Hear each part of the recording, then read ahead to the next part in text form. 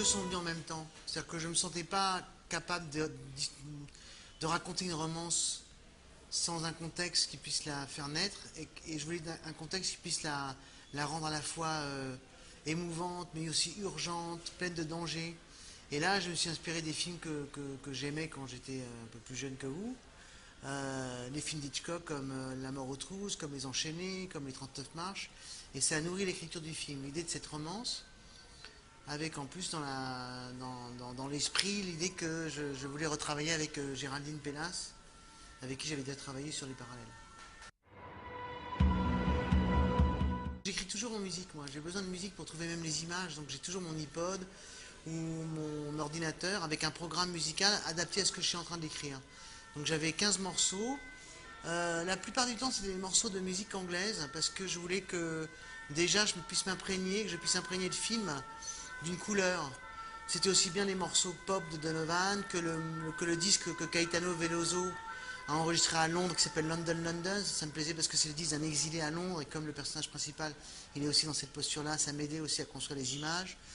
Plus du Roy Budd, du John Barry, mais aussi Benjamin Britten qui est un immense compositeur pas connu encore assez bien en France.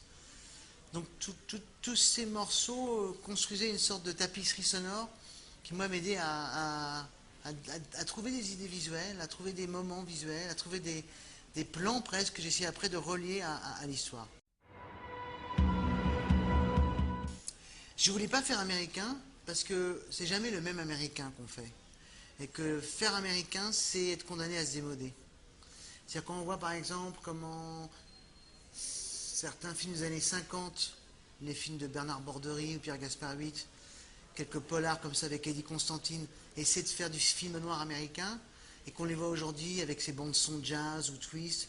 Les films, à part quelques rares exceptions, type Ascenseur pour l'échafaud, sont pas bons, quoi. Ils sont ringards, ils sont démodés, ils sont parfois même ridicules. À part des réussites comme les films de Melville et les films de Becker et quelques films comme ça isolés, quand on voit la production courante des années 60-70 française, et qu'on voit comment elle essaie de coller au cinéma américain de l'époque, on voit qu'elle n'est pas très très bonne.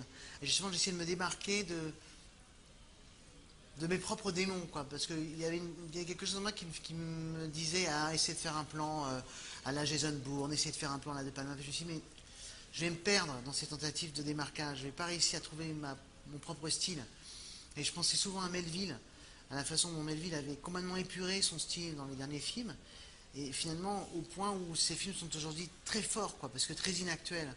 Et donc je voulais que le style visuel d'Espion soit sobre, fort, tendu, et pas trop à la manière d'eux, quoi, qu'ils puissent me ressembler le plus possible. Et donc j'ai évité, oui, les tentations. Et l'autre chose qui m'a aidé, c'était que je trouve que dans beaucoup de films américains aujourd'hui, il y a un flot d'images continue, mais il y a très peu de rapport au plan.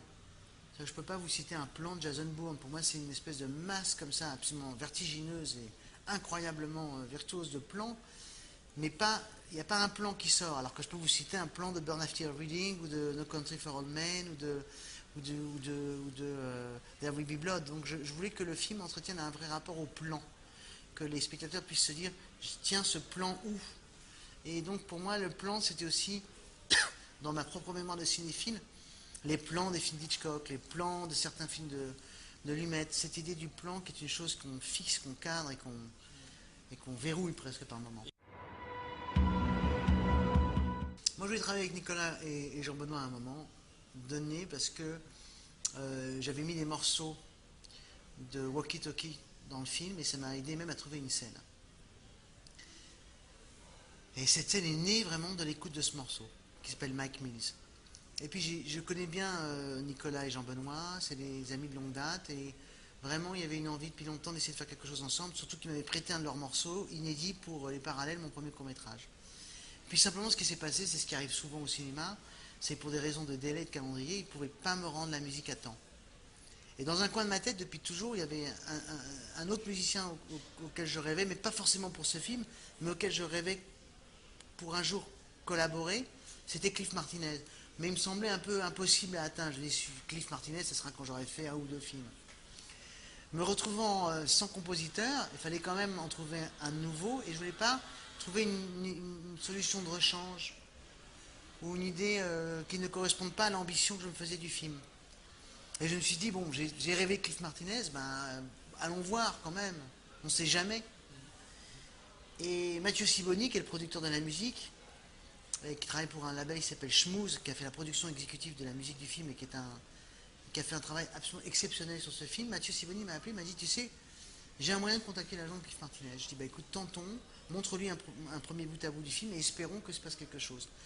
Et Cliff a tout de suite répondu présent, il a dit vraiment qu'il aimait le film, et d'un seul coup, et ça arrive souvent comme ça, c'est des histoires qu'on raconte souvent dans le cinéma, ben, il s'est avéré que c'était un choix mais vraiment merveilleux, magnifique, essentiel pour ce film. Cliff, d'un seul coup, a porté aussi une veine anglo-saxonne, un regard anglo-saxon, une oreille anglo-saxonne sur ce film qu'il était déjà un peu, il est dialogué en anglais par moments, il se passe à Londres. Alors moi au montage déjà, j'avais fait des theme tracks avec des morceaux de Solaris. J'avais fait des theme tracks avec des morceaux de l'anglais je crois. Et j'avais fait des theme tracks avec du classique. J'avais essayé de faire des theme tracks qui ne soient pas trop rigides. Parce que le côté on met la theme track et après on n'en sort plus, c'est très dangereux. Donc c'était plus des theme tracks qui étaient indicatifs d'ambiance que de musique à écrire. D'ailleurs tout a énormément bougé quand j'ai commencé à travailler avec Cliff.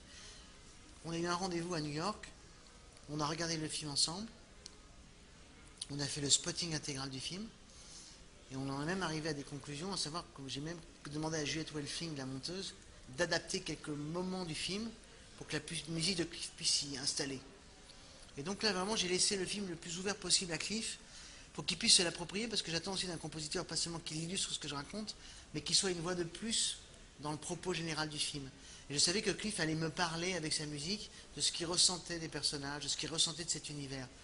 Et très vite, j'ai vu qu'il avait fonctionné sur un registre qui est très malin, un grand registre classique de cordes, je dirais, hermaniennes, traditionnelles, sur lequel il apportait un ton, une tonalité, un motif plutôt électronique.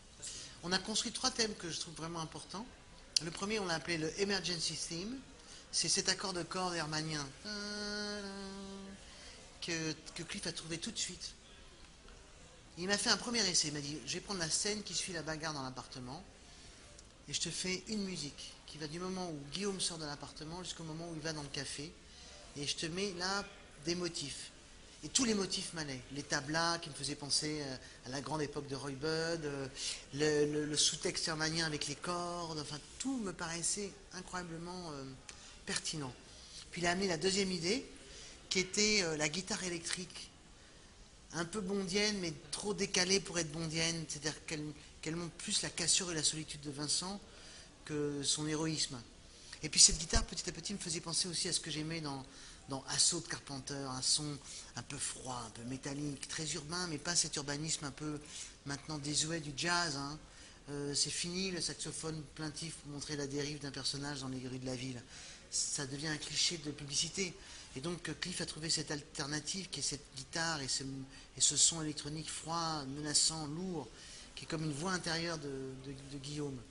Ensuite, il y a eu cet apport du piano, ce thème très ouvert au piano qu'on entend pendant la première filature de Claire dans la rue, et qu'on réentend décliner d'une autre manière dans plusieurs scènes du film. Et pour moi, c'était un piano endeuillé, c'est-à-dire c'était un piano qui construisait un thème d'amour qui arrivait déjà à sa fin, comme si la musique nous racontait que cette histoire d'amour, à peine elle va commencer, elle va se terminer. Donc il y a à la fois le plaisir et la tristesse de l'amour dans le même thème.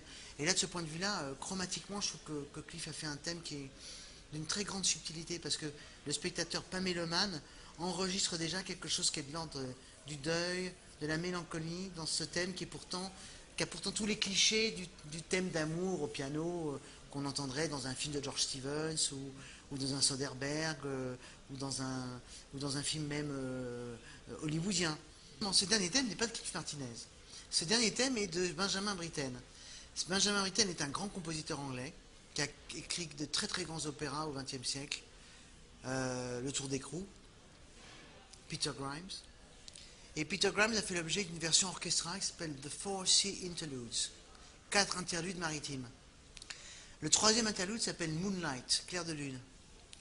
Et je l'avais en boucle dans mon programme musical. Et en l'écoutant, en écrivant le scénario, j'ai trouvé la fin du film. J'écrivais les scènes. Vincent sort du parking, il marche dans la foule, il se retourne, Claire le regarde. Tout venait au fil du clavier en écoutant ce morceau. Et ce morceau, je me suis dit, c'est la clé de voûte de la fin du film. C'est comme si d'un seul coup, la fiction s'était terminée, il ne restait plus que les sentiments et les deux personnages. Et il fallait que cette musique soit comme une espèce de thème du nouveau départ, d'un nouveau possible pour les deux personnages. Et ça a été difficile de faire accepter ça à un grand compositeur comme Cliff. En plus, moi, j'arrivais avec l'admiration que j'avais pour Cliff, mes incertitudes de metteur en scène qui débute. Et là, je suis comme ça, et avec beaucoup d'aplomb, je dis voilà, Cliff, voilà ce que j'attends de vous, mais pour cette dernière scène, ce sera cette musique. J'ai dit à Cliff, si tu fais comme Britten, ce sera une insulte, je trouve, à ton égard, et un service qu'on ne rend pas au film. Parce que ça voudrait dire que le reste de la musique que je t'ai demandé, c'est du sous-Britten, alors que pour moi, c'est du Cliff Martinez que je veux. Et Cliff Martinez, qu'est-ce qu'il raconte? Cliff Martinez, il raconte comment, par un accident et un engrenage, une histoire d'espionnage fait naître une histoire d'amour. Mais quand l'histoire d'espionnage se termine, l'histoire d'amour aussi se termine. L'histoire d'amour telle qu'elle avait été enclenchée par le film d'espionnage. Donc pour ce nouveau départ, il faut un registre différent. Il faut même un son différent. Il faut une nouvelle ampleur. Il faut au mixage tuer toutes les ambiances sonores. Il faut donc Benjamin Britten. You're smart, Vincent, but you don't know the ropes.